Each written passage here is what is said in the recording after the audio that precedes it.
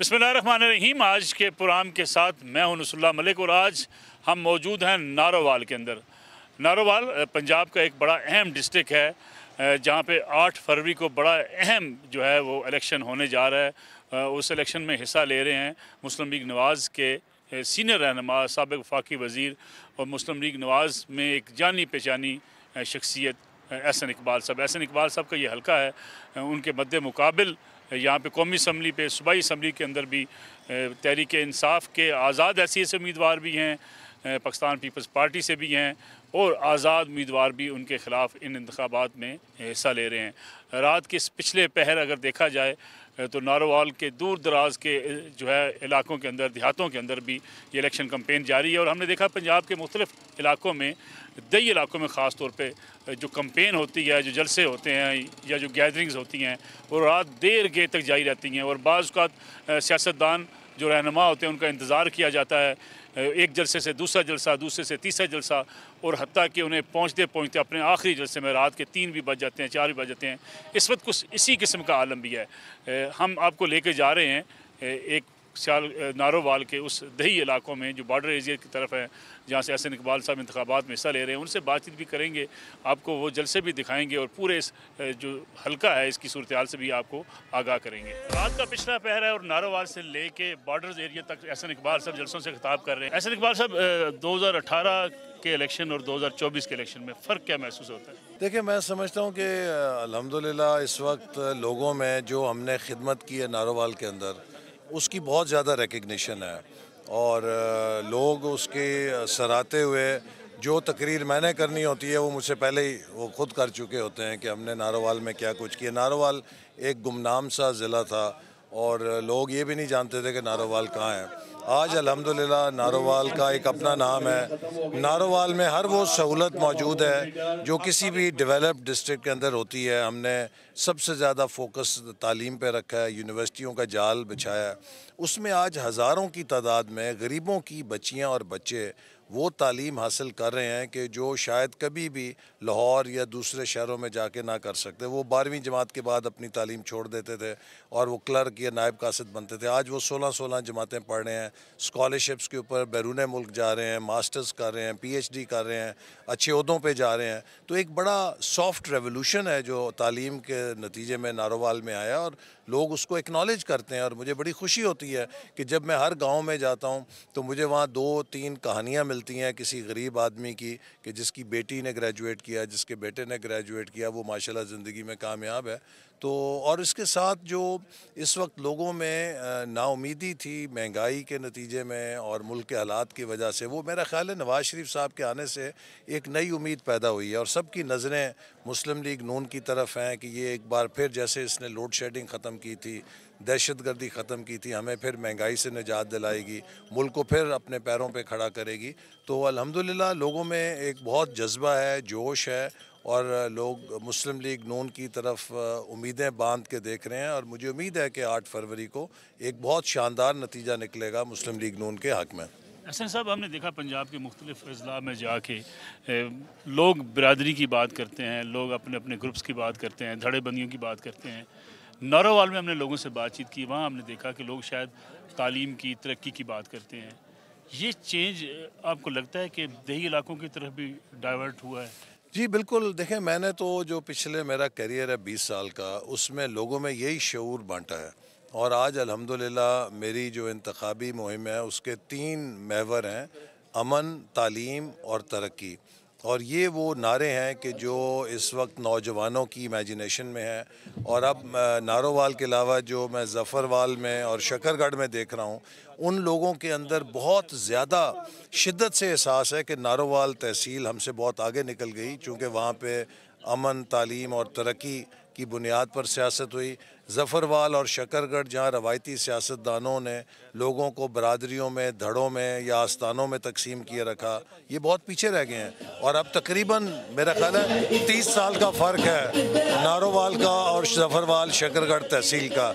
इसीलिए अब जब मैं शकरगढ़ में या ज़फ़रवाल तहसील में जाता हूँ तो लोग इस उम्मीद के साथ मेरी तरफ देखते हैं कि जैसी तरक्की हमने नारोवाल में की है वो इन इलाकों में भी होगी। अगर हम बात करें इस वक्त की सियासत की तो बाज़ औकात हमें ये देखने को मिलता है कि बड़ी एग्रेशन है। बाज़ यंगस्टर से अगर बात की जाए गम और गुस्से का इजहार भी करते हैं। एक तफरीक इस इलेक्शन में हमें नज़र आती है। आपको लगता है कि उस तफरीक का सियासत को नुकसान पहुँचा है? देखिए ये तो एक वो ही बानी पीटीआई का फिनोमेना है कि उन्होंने पोलराइजेशन पैदा की है और अपने फॉलोअर्स में एक बड़ा जहरीला जहन तैयार किया है। देखिए एक ख़ानदान जो है और एक मुआशरा जो है वो कुछ रिश्तों की हुर्मत पे कायम होता है। कुरान मजीद में हमें रिश्तों की हुर्मत बताई गई जिस पे एक समाज खड़ा होता है। अगर आप वो रिश्तों की हुर्मत ख़त्म कर दें तो ख़ानदान और मुआशरा तबाह हो जाता है। इसी तरह जो रियासत है वो इदारों की तकरीम और हुर्मत पे कायम होती है। जब आप इदारों को बेतौकीर करते हैं, उनका एहतराम ख़त्म करते हैं तो इनारकी आती है, क्याओस आता है। इससे आप रियासत को अंदर से इम्प्लोड करते हैं। तो इसलिए जो खान साहब ने किया है वो ये इन्होंने किया है कि एक एक करके वो तमाम रियासत की हुर्मतें वो ख़त्म की हैं। और मैं आपको अक्सर पीटीआई वालों से 4 सवाल करता हूँ कि इनका जवाब दें। वो कौन सा मुल्क है जिसमें उस मुल्क के बानी का घर जलाया जाता है? कायद आज़म की एक तकरीम थी, एक हुर्मत थी, उसे ख़त्म कर दिया। वो कौन सा मुल्क है जिसके अंदर शहीदों की यादगारों को मिसमार किया जाता है? शहीदों की हुर्मत थी, ख़त्म कर दी। वो कौन सा मुल्क है जिसमें उसकी फ़ौज की छावनियों पे हमला किया जाता है, उसके फ़ौजियों को पत्थर मारे जाते हैं? हर मुल्क के दिफा की एक तकरीम होती है, एक हुर्मत होती है। दहशतगर्द उसे क्रॉस करते हैं, कोई सियासी जमात नहीं करती, उसे भी क्रॉस कर दिया गया। 1400 साल से मुसलमानों की तकरीम रोज़ा रसूल सल्लल्लाहु अलैहि वसल्लम है, जिसके बारे में कुरान मजीद ने कहा कि वहाँ पे आवाज़ भी बुलंद ना करो ताकि तुम्हारी नेकियां न ढह जाएं, तुम्हें पता नहीं लगेगा। आप देखिए कि मस्जिद नबवी को कि जहाँ पे मुसलमानों की आवाज़ बंद हो जाती है, पलकें झुक जाती हैं, वहाँ पर गाली गलोच, हुल्लड़बाजी, नारेबाजी, मस्जिद नबवी को भी इन्होंने मोची दरवाज़ा बनाने की कोशिश की। तो ये अच्छा, आप मैदान अरफात है, वहाँ पे पीटीआई का झंडा लगा के खड़े होंगे। भी आपकी ये सियासी असबियत क्या दीन से, दुनिया से, हर रियासत से बड़ी है? ये वो जहन है जो उसने कल्ट फॉलोइंग का तैयार किया। और मेरा ख्याल है कि ये एक सानिया है, एक हादसा है। इमरान खान सियासत के सीन से हट जाएंगे, लेकिन इस जहनीत का हमें काफ़ी सालों तक सामना करना पड़ेगा कि इसको किस तरीके से हमने दोबारा मेन स्ट्रीम करना है और इस नफ़रत को और इस हेट को और प्रेजुडिस को जो हमारे अंदर इन्होंने पैदा कर दिया है, जिससे पोलराइजेशन हुई है, किस तरह ब्रिज करना है। ये एक बहुत बड़ा चैलेंज है हमारा समाजी तौर पे और सियासी तौर पे। हसन साहब, मैंने आपके माजी के इलेक्शन भी देखे। अगर 2018 के इलेक्शन की बात करें, उसमें भी एक आम तासर ये था कि एहसन इकबाल साहब का कोई मुकाबला नहीं है। 2024 में मुकाबला है? अल्हम्दुलिल्लाह, अल्लाह का शुक्र है, आप 8 फरवरी को नताइज से अंदाज़ा कर लेंगे। और अगर हम मुस्लिम लीग की मजमूई बात करें, ज़िला नारोवाल से हट के अगर पूरे मुल्क के अंदर, क्या मुस्लिम लीग नून एक अक्सीती जमात बनती है, आपको नज़र आती है? जी, मैं तो बहुत पुरुमीद हूँ। देखिए, इस वक्त पाकिस्तान के मसाइल का हल यह है कि एक स्टेबल इलेक्टेड मुस्तहकम हुकूमत हो, वही इन चैलेंजेस का सामना कर सकती है। अगर एक स्प्लिट मैंडेट आएगा, एक मुंतशिर पार्लियामेंट आएगी, तो वही हॉर्स ट्रेडिंग होगी, वही ब्लैकमेलिंग होगी, वही एक दूसरे की रस्साकशी होगी, टांग खींचने की होगी। तो उससे तो मुल्क बिल्कुल धंस जाएगा इन बहरानों में। और मैं समझता हूँ कि लोगों में ये शऊर आ गया है कि अगर हमने मुल्क को इस मुआशी दलदल से निकालना है तो एक मजबूत मैंडेट की ज़रूरत है। और PMLN एक पार्टी, आपने हमारा मंशूर देखा है, बाकी जमातों का मंशूर देखा है, मैं समझता हूँ ज़मीन और आसमान का फ़र्क है। जितनी डिटेल हमारे मंशूर में है, जितनी हकीकत पसंदी और एम्बिशन दोनों हमारे मंशूर में है, जितना एक मसाइल की कॉम्प्रीहेंशन और उनके हल का तसव्वुर क्लैरिटी के साथ हमारे मंशूर में किसी और जमात के नहीं है। 2013 के बाद, इलेक्शन के बाद मियां नवाज शरीफ चल के इमरान खान साहब के पास चले गए। क्या 2024 में अगर मुस्लिम लीग नून हुकूमत बनाती है, PTI के साथ बातचीत हो सकती है? देखिए, जो लोग असेंबली के अंदर मैंडेट लेकर आएंगे उन सब के साथ बातचीत करनी होगी और हम करेंगे भी इंशाल्लाह, क्योंकि पाकिस्तान को एक कंसेंसस की ज़रूरत है, पाकिस्तान को हारमनी की ज़रूरत है और पाकिस्तान को जोड़ने की ज़रूरत है। जो पोलराइजेशन से मुंतशिर हो गया, इस ज़ख़म पर मरहम रखने की कोशिश करेंगे। इमरान खान साहब इस वक्त पार्लियामानी सियासत से बाहर हैं, तो उनकी पार्टी के जो लोग भी पार्लियामानी सियासत में आएंगे हम उनके साथ बिल्कुल मिल बैठेंगे।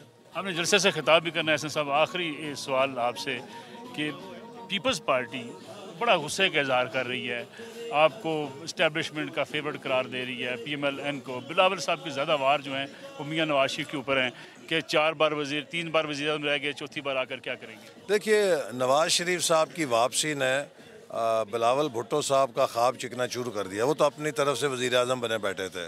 तो नवाज शरीफ साहब की वापसी से जो सूरत हाल है वो यकसर तब्दील हो गई, और वो अब उनकी, मैं कहूँगा, झुंझलाहट है या उनकी मुतवक्के शिकस्त को कवर अप करने के लिए एक फेस सेविंग है, जो भी कह लीजिए। लेकिन मैं समझता हूँ कि उन्हें अभी बहुत ट्रेनिंग की ज़रूरत है। देखिए, सियासत के अंदर रवादारी, सियासत के अंदर रख रखाव बेहद ज़रूरी है।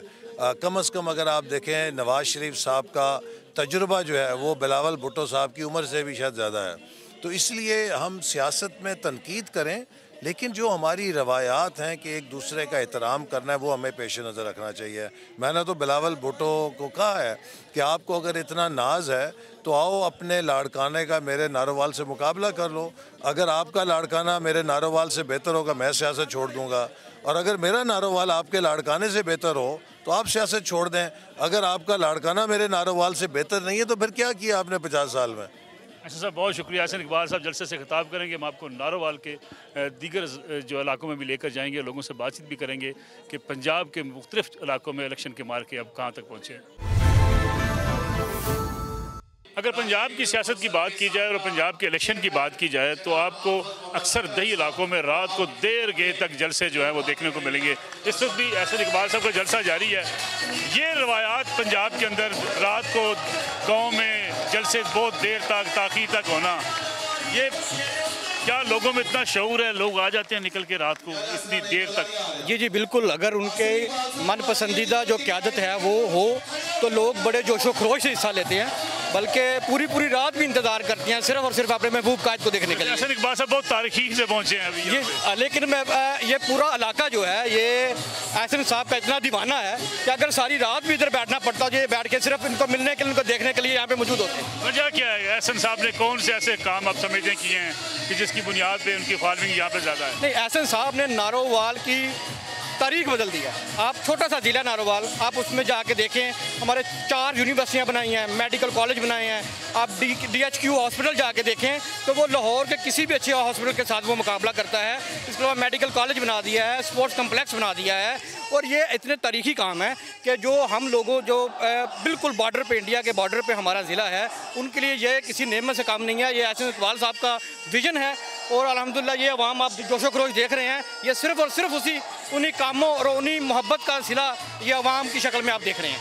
क्या लोग काम को तरजीह देते हैं, अपने इलाके की तरक्की को तरजीह देते हैं, या बिरादरीज़म, अपने ग्रुप, अपने धड़े बंदियों को ज़्यादा तरजीह देते हैं? नहीं नहीं नहीं, बिल्कुल ऐसी बात नहीं है। ये लोग जो हैं, अब लोगों में शऊर है, लोग देखते हैं कि हमारे जो उम्मीदवार है वो हमारे लिए क्या कर सकता है। एहसन इकबाल साहब पहली दफ़ा तहसील ज़फ़रमार में इलेक्शन लड़ रहे हैं, और आप लोगों का दीवानगी देख रहे हैं, जोशो खरोश देख रहे हैं, क्योंकि उनको पता है कि अगर इन्होंने नारोवाल की शक्ल बदली है तो ये ज़फ़रवाल की तारीख भी बदल कर रख देंगे। आपको क्या लगता है जी कि मुकाबला किसके माबैन है? दरअसल यहाँ पे जो मुकाबला है, मुकाबला कोई नहीं है। मेरे ख्याल के मुताबिक मुकाबला नहीं है। एहसन इकबाल साहब एक ब्रांड है, और बेसिकली जो लोग हैं वो ब्रांड को पसंद करते हैं। एहसन इकबाल साहब ने जहाँ पे 2 माह की अंत तक मेहनत के बाद यहाँ पे जो उन्होंने अपनी पोजीशन इतनी मजबूत कर ली है, तकरीबन 75% जो अब इस हलके के अंदर वो एक मजबूत कैंडिडेट बन चुके हैं। मेरे ख्याल के मुताबिक अब जो हलके की आवाम की आवाज़ है, वो लोग ये कह रहे हैं कि जो साबका कैंडिडेट है चौधरी अवैस कासम और पीर साहब, वो दोनों अगर इकट्ठे हो जाए तो फिर एहसन साहब का मुकाबला हो सकता है, अदरवाइज मुकाबला फिर भी नहीं है, क्योंकि एहसन इकबाल साहब 75% सीट को विन कर चुके हैं, और इंशाल्लाह इसका रिजल्ट 8 फरवरी को इंशाल्लाह आप लोगों के सामने होगा। PTI मुकाबले में नहीं है, लोग कहते हैं यंगस्टर PTI के साथ। सर बिल्कुल नहीं है, PTI का कोई किसी किस्म का कोई मुकाबला नहीं है, क्योंकि PTI का वजूद यहाँ से ख़त्म हो चुका है।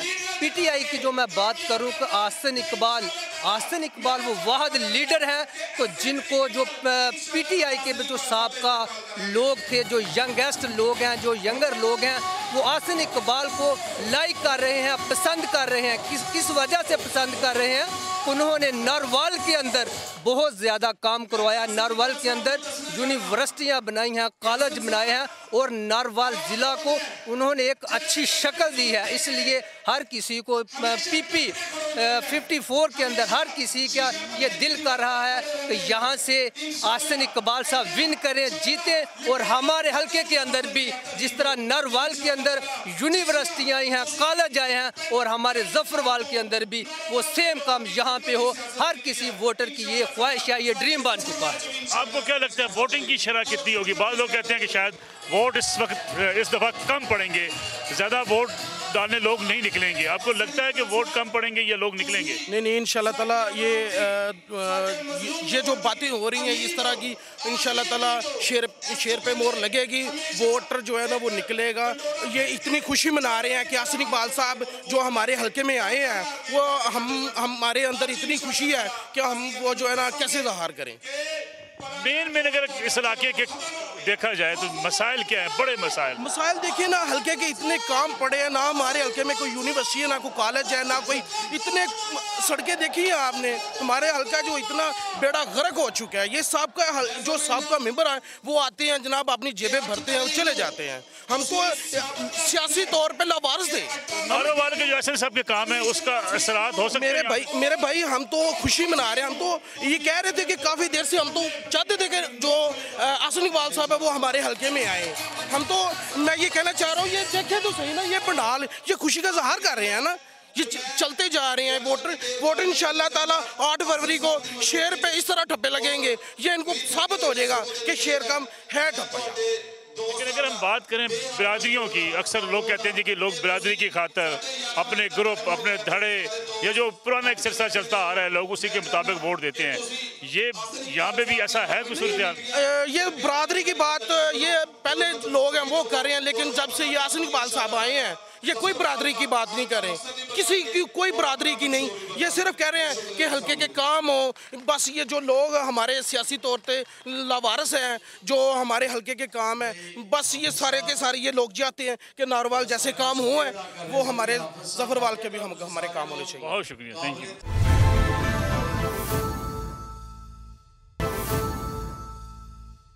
हम एक बार फिर खुश आमदीद। और प्रोग्राम के इस आखिरी हिस्से में फ़वाद अहमद एंकर पर्सन हमारे साथ मौजूद हैं। फ़वाद, आपने आज सारा दिन सियालकोट को देखा, फिर रात के इस पिछले पैर में आपने जो है नारोवाल का हल्का वो देखा जो दही इलाकों पर मुश्तमिल है। अभी हम होकर आ रहे हैं उन जलसों से जहाँ से मुस्लिम लीग नवाज़ के जो हैं वो रहनुमा एहसन इकबाल साहब खिताब भी कर रहे हैं। बड़ी देर तक जलसे, रात के पिछले पहर तक लोगों का वहाँ मौजूद होना, लगता है आपको कि पॉलिटिकल शऊर जो है वो देहातों के अंदर भी उतना ही इतना शहरों के अंदर होता है? देखिए मलिक साहब, बहुत शुक्रिया मलिक साहब। एक तो मुझे बड़ा अच्छा लगा कि मैं सिंध के बाद लाड़काना, खैरपुर, सखर, शिकारपुर, कंबर, शहदाद कोट, इन तमाम इलाकों से होता हुआ जहाँ पे बिलावल भुट्टो साहब का हल्का आ गया, खुर्शीद शाह साहब का हल्का आ गया, जहाँ नफीसा शाह साहबा का कायम अली शाह साहब का हल्का आ गया, वहाँ से होते हुए पंजाब आया हूँ, तो मुझे पॉलिटिकल कल्चर जो है वो तकरीबन वैसे ही नज़र आया है। और मुझे नफीसा शाह साहबा ने बताया कि वो रात 2-2, ढाई बजे, 3-3 बजे जो है वो जलसों से वापस आ रही है। नासिर शाह साहब से बात हुई, उन्होंने बताया कि बहुत देर तक जो है वो जलसे हो रहे हैं उनके। तो पंजाब में जब मैं आया तो मुझे बड़ी खुशी हुई कि यहाँ मौसम बहुत सर्द है। मतलब सिंध में अगर मैं टी-शर्ट के अंदर भी प्रोग्राम कर लूँ तो कोई मसला नहीं था। सिंध में जब ज़ेरी सिंध की तरफ हम आते हैं तो थोड़ी सी सर्दी थी, लेकिन कराची में तो बिल्कुल ही मामलात मुख्तलिफ थे। पॉलिटिकल कल्चर मुझे तो बल्कि ये महसूस हुआ कि किसी शहर के मुकाबले में जो छोटे देहात हैं वहाँ पॉलिटिकल कल्चर जो है वो ज़्यादा है, और लोग बात सुनने के लिए, सियासतदान के साथ चलने के लिए, उसको अपने मसाइल के हल की तरफ राग़िब करने के लिए ज़्यादा जो है वो बाशऊर नज़र आए और ज़्यादा चार्ज नज़र आए। मतलब ये तमाम इलाके जो मसाइल लोगों को बताना मकसद होता है, इसलिए लोग शायद जो है वो मौजूद भी रहते हैं। जैसे कि आज आपने देखा लोगों ने एहसन इकबाल साहब के सामने भी, अपने जो दीगर उम्मीदवार हैं उनके सामने भी मसाइल रखे कि हमारे यहाँ ये बड़े बड़े मसले हैं वो हल किए जाएँ। मलिक साहब, अगर आप पाकिस्तान की तारीख़ में पॉलिटिकल मामलात को किताब के ऊपर देखेंगे तो आपको नज़र ये आएगा कि शहरों के मुकाबले में देहात में टर्नओवर भी ज़्यादा होता है, लोग लाइनें बना के वोट देने के लिए निकलते भी हैं। जो शहरी हल्के हैं अगर उनका फ़ैसला 50-60 हज़ार पे हो रहा है तो देहात से मुत्तसिल जो हल्के हैं वहाँ पे लाख सवा लाख वोट जो है वो डल रहा है। तो इसकी 2-3 वजूहत मुझे नज़र आती हैं। शहरों में लोगों के पास करने को काम बहुत है, मतलब वो अपनी मसरूफियत में, अब मिसाल के तौर पर ये इलेक्शन की अगर हम बात करें 6-7 छुट्टियाँ आ गई हैं तो बहुत से लोग ऐसे हैं कि जो कहने मरी चलते हैं, कोई कहता है कि जी शहरी इलाकों के अंदर। अब जो देहात का आदमी है उसके एक तो मसाइल ज़्यादा हैं, मतलब अभी हम ऐसे मसाइल भी नहीं उसके पास कि वो मरी चला जाए, कहीं और सैर करने चला जाए। मतलब उसकी सैर यही है कि सुबह उठेगा, नहर पे चला जाएगा, गर्मियाँ होंगी नहा लेगा, सर्दियाँ होंगी जो है वो दोस्तों के साथ चाय के ऊपर बैठ के गपशप कर लेगा। आप खुद जो है वो सरगोदा के आसपास के सारे इलाकों को जानते हैं, हम भी जिस इलाकों के अंदर घूमते रहे सारा यहाँ पे वही माहौल है। तो लोगों के पास जब टाइम है तो कंसर्न भी फिर ज़्यादा है सियासी क़यादत के हवाले से। मतलब अगर आप अभी एहसन इकबाल साहब की सारी गुफ्तगू सुने या उनके हल्के के लोगों के मसाइल सुने तो तालीम के ऊपर वो बात कर रहे थे कि जी एक बच्चा जो नारोवाल के अंदर, ज़फ़रवाल के अंदर या उससे मुतसिल जो इलाके हैं वहाँ पर पैदा होता है, पलता बढ़ता है, तो उसके पास इतने वसाइल नहीं होते कि वो लाहौर जाकर रहे और लाहौर जाके हॉस्टल का ख़र्चा बर्दाश्त कर सके और हॉस्टल के अंदर वो जो है वो रह सके और तालीम हासिल कर सके। तो यहाँ तो बुनियादी मसाइल ये है ना, शहर के आदमी को क्या है, उसने तो सुबह आँखें मूंदते हुए उठना है, बस में बैठना है और जो है वो चले जाना है। तो शहर का आदमी प्रिविलेज ज़्यादा है, उसके पास मसाइल का जो है वो अंबार उस तरीके से नहीं है। गांव के लोगों के पास आप देखें ना, ये डेवलप्ड जो विलेजेस थे पंजाब के, उधर के भी लोगों के मामलात ये थे कि जी गटर की बात हो रही थी कि जी ज़फ़रवाल के अंदर सीवरेज का मसला वहाँ पे है, तो वहाँ ये इस तरह की बातें हो रही हैं, गटर की बातें हो रही हैं। कोई जो है वो कहता है कि जी यहाँ पे डिस्पेंसरी नहीं है, स्कूल्स फ़ाल नहीं है, आपके ज़िले को ये जो है वो तालीम की फैसिलिटी देंगे, आप शनाख्ती कार्ड बनवाने के लिए दूर जाते हैं तो वहाँ आपको नादरा का एक सेंटर देंगे। गैस के कनेक्शन की बात अब होना बंद हो गई है क्योंकि गैस ख़त्म हो गई है, लेकिन लोग आपने देखा कि मुतालबा कर रहे थे कि हमारे इलाके में गैस नहीं है, क्योंकि ज़फ़रवाल के एरिया वहाँ से एहसन इकबाल साहब इलेक्शन MPA का भी लड़ रहे हैं, इसलिए शायद लोग वो डिमांड कर रहे हैं जो उन्होंने नारोवाल में देखा है, वो कहते हैं हमारे यहाँ भी ऐसा होना चाहिए। लेकिन मैं चाहूँगा, आपने 2 हल्के आज आप देखे, ख्वाजा आसिफ साहब, रेहाना डार साहबा, वो PTI के उमर डार से उस्मान डार साहब की वालदा, उनके माबैन मुकाबला नज़र आता है आपको, और एहसन इकबाल साहब के हल्के को आप देखें यहाँ मुकाबला नज़र आता है, दोनों हल्कों में आप क्या कंपैरिजन करते हैं? अच्छा, एहसन इकबाल साहब का तो मुझे लगता है कि मुकाबला ना होने के बराबर है। मैं मलिक साहब ज़ाहिर है कि पंजाब की सियासत में उस तरह डेप्थ नहीं रखता। नारोवाल सिटी के अंदर मुझे महसूस ये हुआ यहाँ पे जो मैंने आते हुए ज़ाहिर डाटा निकाला कि पहले कौन उम्मीदवार था, कितना मुकाबला सख्त हुआ। ऐसा नहीं, ख्वाजा आसिफ साहब की अगर बात करें तो वो तो उस्मान डार के मुकाबले में कोई 1200-1500 वोटों से जो है वो कामयाब आखिरी इलेक्शन जीते थे। यहाँ इब्रारुल हक साहब 2018 में मुकाबले में थे, तो कोई बहुत अच्छा। दूसरी बात, फ़र्क जो मुझे नज़र आया ना, देखें मैं इसको अगर कंपेयर करूँ तो ये कंपेरिजन बनता है खुर्शीद शाह के हल्के से। खुर्शीद शाह भी अपने हल्के के ऊपर उसी तरीके से चढ़े हुए हैं कि एहसन इकबाल साहब चढ़े हुए हैं, यानी कि हल्के की सियासत में वो बहुत मजबूत हैं। अच्छा, ख्वाजा साहब का हल्का निस्बतन ज़्यादा शहरी है तो वहाँ PTI का चैलेंज उन्हें फेस करना पड़ा। इस इलाके में मुझे लगता है कि जितनी डेवलपमेंट एहसन इकबाल साहब ने की है, जिस चौक के ऊपर हम खड़े हैं, ये गुमान नहीं होता कि ये लाहौर या कराची से हट के किसी जो है वो किसी छोटे शहर का चौक है। मतलब नारोवाल मैं तसव्वुर नहीं कर सकता था कि इतनी दूर आने के बाद हिंदुस्तान के सरहद के बिल्कुल करीब कोई एक ऐसा शहर मौजूद होगा कि जहाँ पर अर्बन फीलिंग आएगी। देखें ना, हर शहर की एक फ़ील होती है ना, इस शहर में मैं जब आया तो मुझे अर्बन एक फ़ील महसूस हुई। और ये मैं एहसन इकबाल साहब की या किसी की तारीफ़ कि उसमें नहीं कह रहा, मैंने जो फ़ील किया मैं आपको बता रहा हूँ। अर्बन फीलिंग आना और उसके बाद एक इंफ्रास्ट्रक्चर का मौजूद होना, फिर जो है वो ये रेस्क्यू 1122 की गाड़ी हमारे सामने से निकल रही है, DHQ हॉस्पिटल रास्ते में आया, वो एक बड़ा ज़बरदस्त इंफ्रास्ट्रक्चर नज़र आया। तो मेरा जिसके अक्सर नौजवान मिसाल भी देते हैं, तो मेरा ख्याल है कि एहसन इकबाल साहब अपने हल्के के ऊपर ना तरक्याती कामों के हवाले से चढ़े हुए हैं और उस चढ़ने का नतीजा ये है कि उनको शायद यहाँ पर बहुत ज़्यादा मज़ामत का सामना नहीं है। आपको लगता है कि नून लीग के लिए सियालकोट में मुकाबला होगा और नारोवाल में मुकाबला नून लीग के मुकाबले में कोई नहीं है? अच्छा मलिक साहब, अगर मजमूई तौर पे हम बात करें ना, देखें पाकिस्तान तहरीक इंसाफ इस वक्त जो तहरीक अपनी जो पूरी इंतखाबी मुहिम चला रही है, वो इस इंतज़ार में है कि शायद कोई एक मुआवजा होगा, लोग निकल आएंगे, निकल के जो है वो ठप्पे पे ठप्पा लगेगा और इंतखाबी निशान भी लोगों को खुद पता लग जाएगा, सारे काम लोगों के होना शुरू हो जाएंगे। सर, इंतखाबी सियासत में ना मैं अगर आपको बात करूँ मैं जिन हलकों से आया या जिन जगहों की बात हो रही है, मैं मुस्तकिल सर्वे भी वहाँ पर लोगों से बातचीत, चाय की होटल पे बैठे हैं तो वहाँ भी बातचीत, अगर बस अड्डे पे खड़े हो जाएं वहाँ भी बातचीत। मुझे महसूस ही हो रहा है कि ये जो हम बात करते थे ना कि जी कोई वेव आ गई है और खान साहब की बड़ी कोई पजीराई है, ये वेव भी आहिस्ता आहिस्ता फिजल आउट होते हुए नज़र आ रही है। उसकी बुनियादी वजह क्या है कि उम्मीदवारान मैदान में नहीं है, उनके ऊपर दबाव है, बहुत से लोगों के ऊपर मुकदमात हैं, एक वजह ये भी है।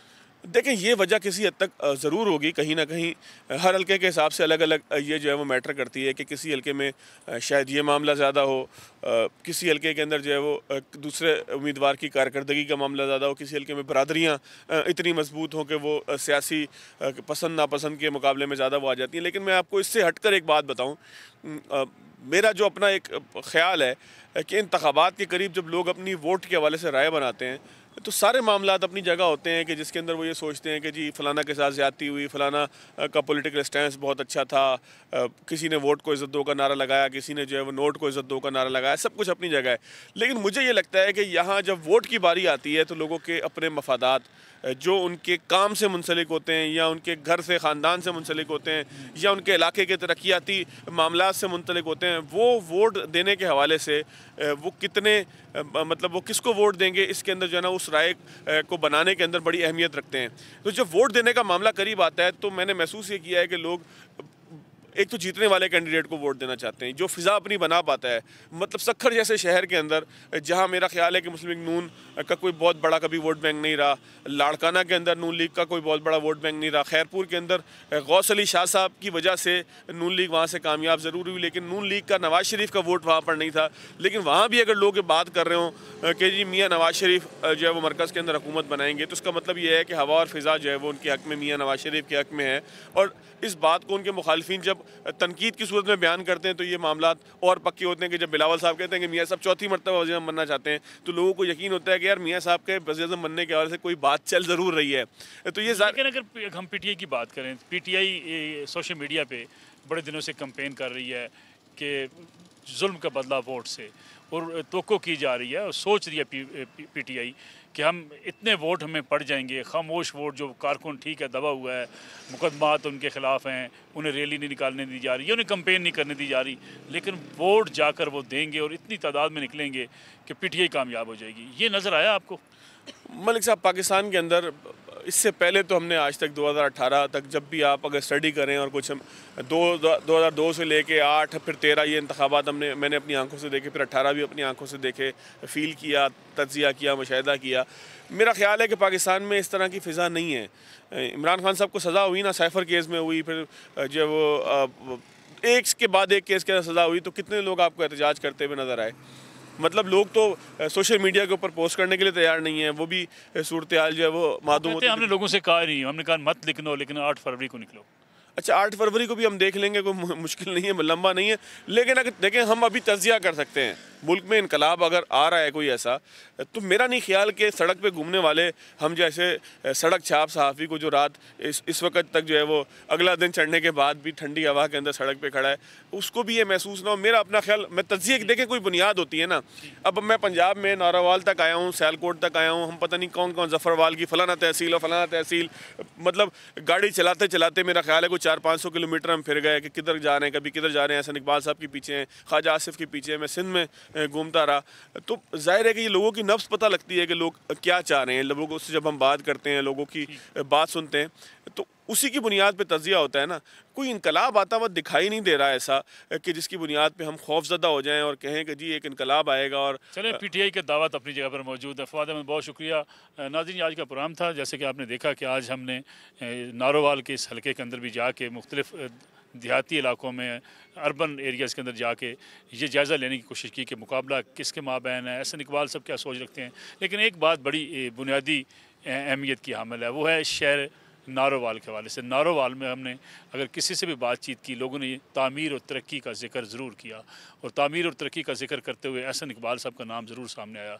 गोया ये कहा जा सकता है कि नारोवाल में जो डेवलपमेंट का काम हुआ है उसका क्रेडिट हसन इकबाल साहब इंतखाबात में ले सकते हैं। कोशिश करेंगे दीगर पंजाब के जो अहम हलके हैं उनमें भी जाके आप तक वहाँ की सूरत हाल से आपको आगाह करें। इजाज़त दीजिए।